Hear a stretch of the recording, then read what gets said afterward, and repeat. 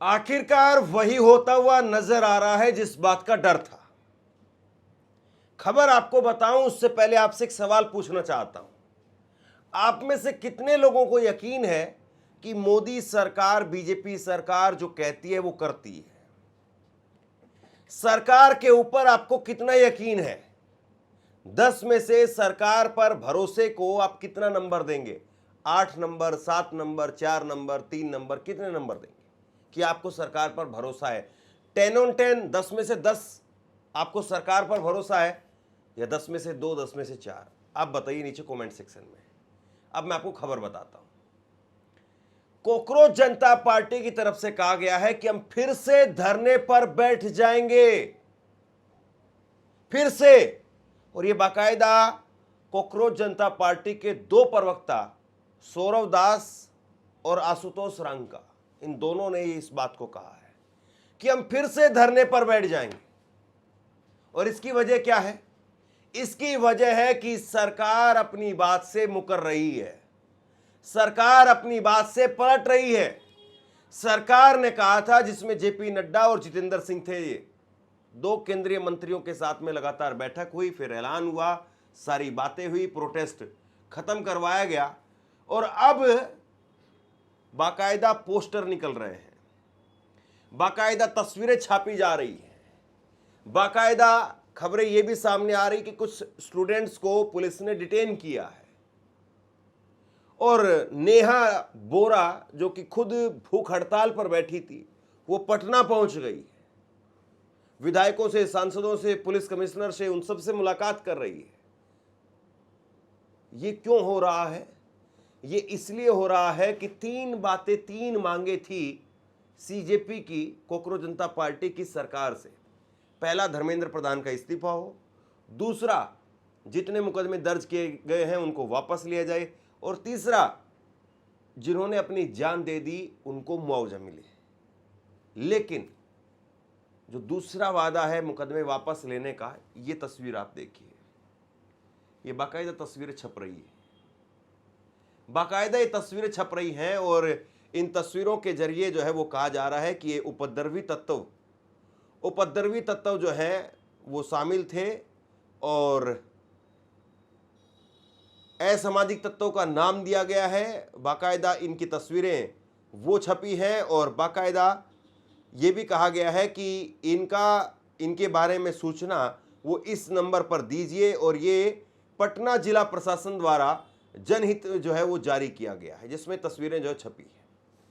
अब इसके बाद में सौरव दास और आशुतोष रांका, इनका जवाब आया है, और ये क्या कह रहे हैं मैं आपको पढ़ करके सुनाऊंगा। लेकिन उससे पहले जरा ये देख लीजिए, सीआरपीएफ जांच में 7 राउंड फायर पर खुलासा हुआ है। और ये किसी और की खबर नहीं है, जागरण की खबर है। मैं जागरण की खबर स्पेशली इसलिए बता रहा हूं, कम से कम जो अंधभक्त हैं वो यकीन तो करें कि भाई जागरण भी बोल रहा है इस बात को। दैनिक जागरण ने लिखा है, संसद मार्च में छात्रों पर पैलेट गन चलाने वाले आरएएफ जवान की पहचान हुई। तो जो कह रहे थे कि कुछ असामाजिक तत्व आ गए, कुछ दिल्ली के अंदर कुछ मुस्लिम लोगों के नाम लिए जा रहे थे कि बोरा कट्टा लेकर के वो आए थे, और उन्होंने जो अपने कट्टे से फायरिंग की है, उसी में गोली लगी है, उसी में पैलेट गन के जो है वो निशान आ गए हैं, पुलिस ने पैलेट गन नहीं चलाई है। लेकिन बाकायदा अब आरएएफ के जवान की पहचान की गई है। 7 राउंड फायर का जो खुलासा हुआ है। और इसमें दैनिक जागरण ने लिखा है कि परीक्षा प्रश्न पत्र लीक के विरोध में संसद मार्च के दौरान प्रदर्शनकारियों पर पैलेट गन के इस्तेमाल के मामले में केंद्रीय रिजर्व पुलिस बल यानी सीआरपीएफ की जांच में बड़ा खुलासा हुआ है। जांच टीम ने उस रैपिड एक्शन फोर्स यानी आरएएफ के जवान की पहचान कर ली है, जिसने प्रदर्शन के दौरान पैलेट गन से फायरिंग की थी। एक जवान ने दागे 7 राउंड फायर। सीआरपीएफ से जुड़े हुए सूत्रों के अनुसार जांच में सामने आया है कि संबंधित जवान ने कुल 7 राउंड फायर किए हैं। इनमें से 5 राउंड वो प्रदर्शनकारियों को लगे, जबकि 2 राउंड जमीन पर लगे। सभी फायरिंग कनॉट प्लेस के क्षेत्र में हुई। अब जांच टीम यह भी पता लगा रही है कि किन परिस्थितियों में पैलेट गन का इस्तेमाल किया गया और फायरिंग किन किन स्थानों के ऊपर की गई है। एक सप्ताह के अंदर इसमें जांच रिपोर्ट सामने आ सकती है। सीआरपीएफ की आंतरिक जांच टीम जो है वो पूरे घटनाक्रम की पड़ताल कर रही है। सूत्रों के मुताबिक जांच रिपोर्ट अगले एक सप्ताह में आने की संभावना है। रिपोर्ट के आधार पर संबंधित कर्मियों के खिलाफ आगे की कार्रवाई की जाएगी। तो आप ये बताइए कि कार्रवाई कहां होनी चाहिए, और उसके साथ में जब खुलासा हो रहा है कि रैपिड एक्शन फोर्स के एक जवान ने पैलेट गन का इस्तेमाल किया, 7 राउंड फायर किए, 1 नहीं, 2 नहीं, 4 नहीं, 5 नहीं, 7 राउंड, 7 में से 5 प्रदर्शनकारियों को लगे हैं, 2 जमीन पर लगे हैं। तो अब इसके बाद में क्या कहा जाए? यानी बिल्कुल साफ तौर पर दिखाई दे रहा है कि जो कुछ हुआ है वो नहीं होना चाहिए था, लेकिन यहां पर्चे लग रहे हैं इनके। और इसके साथ में ये आप देखिए, एक और जो स्क्रीनशॉट मैं आपको दिखा रहा हूं, जेएनजी ऑफ इंडिया, ये एक ट्विटर हैंडल है, और इसमें लिखा है कि सोशल मीडिया पर यह वीडियो वायरल हो रहा है और बताया जा रहा है कि आंदोलन खत्म होने के बाद में पुलिस हॉस्टलों में जाकर के छात्रों को गिरफ्तार कर रही है। आखिर क्या सच्चाई है इस वीडियो की? क्या सरकार ने नहीं कहा था कि छात्रों पर कोई कार्रवाई नहीं की जाएगी? क्या सरकार फिर से छात्रों के साथ में धोखा कर रही है? हालांकि इस वीडियो की भी पुष्टि होनी बाकी है, लेकिन यह कहा जा रहा है कि इस तरीके से जो है वो पुलिस वाले पकड़ करके ले जा रहे हैं। हो सकता है कि इसमें पुराने वीडियो वो वायरल किए जाए, इसलिए पहले अभी शुरुआती तौर पर जो खबर सामने आई है वो मैं आपको बता रहा हूं, और इस रेडर के साथ में भी आपको बता रहा हूं कि आप कम से कम इस पर थोड़ा सा इंतजार करके तब इस पर विश्वास कीजिएगा। मैं खबर केवल आपको बता रहा हूं, मैं भी अपनी तरफ से पुष्टि नहीं कर रहा। लेकिन सौरव दास क्या कह रहे हैं जरा वो देखिए। सौरव दास ये कॉकरोच जनता पार्टी के प्रवक्ता हैं, और इन्होंने जो है वो कहा है कि हमें कई राज्यों से, विशेष रूप से असम से, पश्चिम बंगाल से, बिहार से लगातार ऐसी रिपोर्टें मिल रही हैं कि छात्र और प्रदर्शनकारियों को निशाना बनाया जा रहा है, उन्हें हिरासत में लिया जा रहा है या गिरफ्तार किया जा रहा है।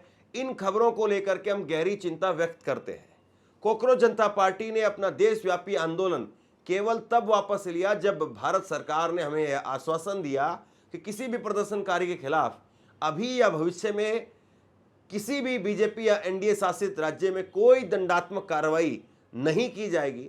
ऐसे में इन राज्यों से सामने आ रही खबरें गंभीर चिंता का विषय है।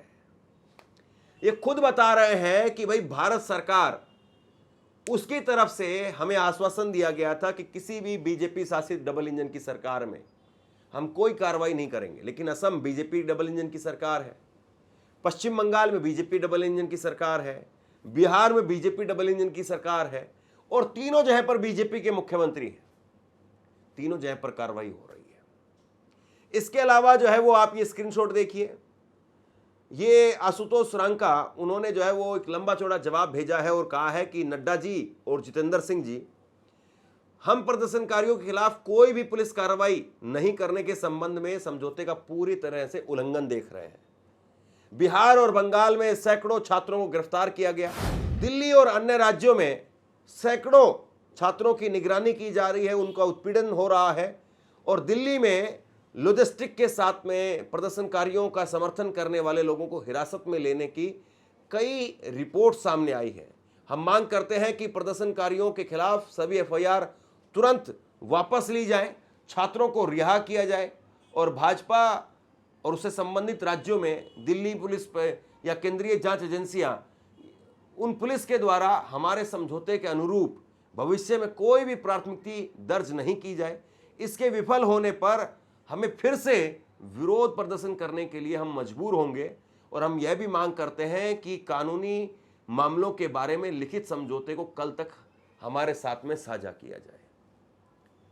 क्या प्रदर्शन जल्दी खत्म कर दिया गया, उसकी वजह से सब कुछ हो रहा है? अब आशुतोष रांका वो कह रहे हैं कि भाई अगर ये जो कुछ हो रहा है ये पूरी तरह से उल्लंघन है, और अगर ये उल्लंघन जारी रहा तो हम फिर से आंदोलन पर बैठ जाएंगे, फिर से हम धरने पर बैठ जाएंगे। और चूंकि अब एक बार इन्होंने झुका दिया है तो अब ताकत बढ़ गई है, अब देश और दुनिया में नाम हो गया है। अभी तो एक मायूसी के साथ में बैठे रहते थे कि पता नहीं होगा या नहीं होगा, लेकिन अब तो इनके पास में एक ताकत है, एक फोर्स है, लोगों का, लाखों लोगों का, करोड़ों लोगों का विश्वास है, और फिर से वो लोग आ जाएंगे, क्योंकि अभी तो वो जो यादें हैं वो मिटी भी नहीं है। तो ऐसे में सरकार क्या करेगी, और सरकार जो कुछ ये कर रही है इसको किस तरीके से आप जायज ठहरा सकते हैं? राहुल गांधी ने भी आज ट्वीट किया और उन्होंने संसद के अंदर भी इस मामले को उठाया। राहुल गांधी ने कहा कि छात्रों के खिलाफ पूरा का पूरा सिस्टम ही जानलेवा है। खबरें आ रही हैं कि बिहार में प्रदर्शन कर रहे छात्रों पर AK-47 से गोलियां चलाई गई है। सैकड़ों छात्रों को गिरफ्तार करके उन पर FIR की जा रही है। मोदी जी, कहां गया आपका वादा कि छात्रों पर कोई FIR नहीं की जाएगी, उन्हें रिहा कर दिया जाएगा? उल्टा उन पर घातक और हमले और बर्बरता वो की जा रही है। दिल्ली में छात्रों पर पैलेट गन चली है, बिहार में AK-47 चली है, उत्तर प्रदेश, पश्चिम बंगाल, बिहार, दिल्ली, हर जगह पर एक ही पैटर्न है। पहले भी कहा है ये सरकार झूठी है, सुधार इनके बस का नहीं है, अपनी बातों से मुकर जाएगी और हर तरकीब से छात्रों की आवाज को दबाएगी। मोदी जी, देश के छात्रों से माफी मांगिए, जिन्होंने छात्रों पर हमला किया है, उन्हें कुचला है, उन पर कार्रवाई कीजिए, छात्रों पर कार्रवाई मत कीजिए। ये राहुल गांधी ने कहा है, और इसके साथ में उन्होंने एक फोटो शेयर किया है कि किस तरीके से जो है वो AK-47 चली है, कहां पर जो है वो पैलेट गन चली है और कहां पर टीयर गैस चली है, लाठीचार्ज हुआ है। ये मोदी सरकार के स्टूडेंट्स के ऊपर एक्शन लिए गए हैं, और मोदी और अमित शाह, उनको जो जवाब देना चाहिए। बाकायदा राहुल गांधी ने उस लड़के को बुलाया, उसके साथ में जो मुलाकात की। तो ये तस्वीरें जो उभर करके सामने आ रही है, देश में वाकई जो चिंता पैदा करती है। मोहम्मद जुनैद जो खाना बांटते थे, उनका कई बार इंटरव्यू हमने आपको दिखाया, और फिर उनका एक इंटरव्यू आपको दिखाएंगे। मोहम्मद जुनैद को पुलिस उठा करके ले गई। वो कुत्ता उनको काट गया था जंतर मंतर के ऊपर, और कुत्ते काटने की वजह से वो RML हॉस्पिटल में गए थे इलाज करवाने के लिए। इलाज करवा करके जो है वो वापसी आ रहे थे, पुलिस वाले उनको उठा करके ले जाते काली पट्टी बांध करके। ये बताइए क्या हो रहा है? उनसे पूछा जा रहा है कि फंडिंग कहां से हो रही है।